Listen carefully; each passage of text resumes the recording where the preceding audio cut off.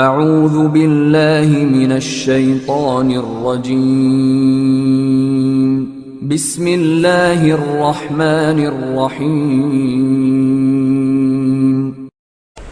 حضرت جابر رضی اللہ تعالیٰ عنہ سے روایت ہے کہ رسول اللہ صلی اللہ علیہ وسلم نے فرمایا انما شفاء العی السوال،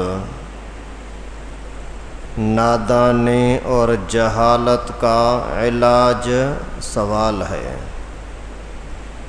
یعنی اگر آپ کسی مسئلے کے متعلق بے خبر ہیں، آپ کو پتہ نہیں ہے کہ یہ اس کا جواب کیا ہے، تو اس کا علاج یہ ہے کہ آپ سوال کریں، علماء سے پوچھیں۔ جیسے قرآن پاک میں بھی حکم ہے فاسألوا اہل ذکر ان کنتم لا تعلمون، اگر آپ کو کسی چیز کا علم نہیں ہے تو اہل علم سے پوچھیں۔ اگر کسی چیز کی آپ کو ضرورت بھی ہے کہ آپ کو اس کا پتہ نہیں ہے کہ جائز ہے ناجائز ہے، اس کا حل کیا ہے، پھر بھی اگر آپ پوچھتے نہیں ہیں، علماء کے پاس جاتے نہیں ہیں، تو سمجھیں کہ آپ نادان ہیں، جاہل ہیں۔ ایک واقعہ ایسا ہو گیا تھا پیغمبر کریم صلی اللہ علیہ وسلم کے زمانے میں کہ سفر کے دوران ایک شخص کو چوٹ لگی، زخم لگ گیا بہت گہرا۔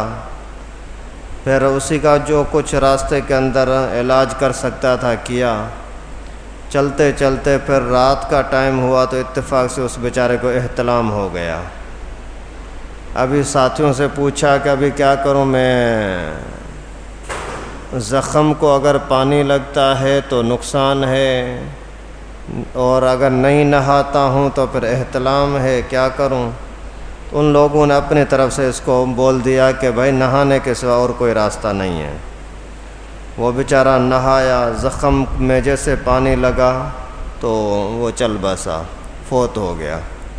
جیسے پیغمبر کریم صلی اللہ علیہ وسلم کو اس چیز کا پتہ لگا تو فرمایا اس کو بھی انہوں نے مار دیا، اپنے آپ کو بھی مار دیا۔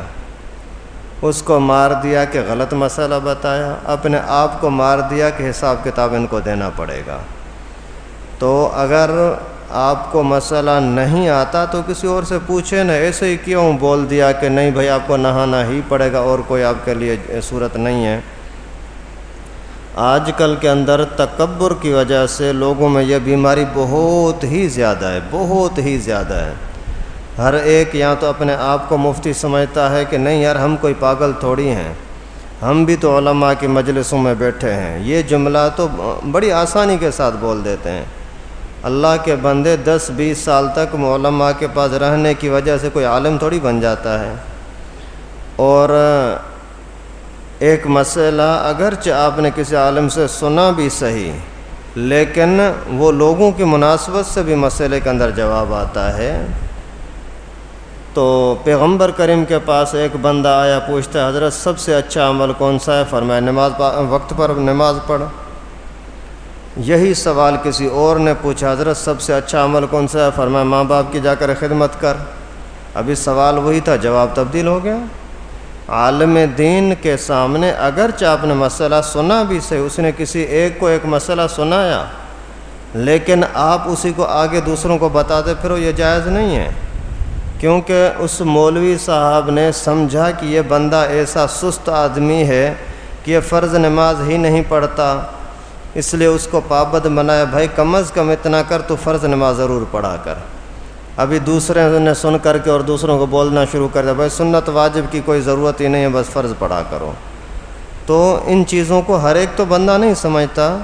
جس بندے کے سامنے کوئی مسئلہ آئے تو کسی عالم کے پاس جائے جو خود عالم علم پر عمل بھی کرنے والا ہو۔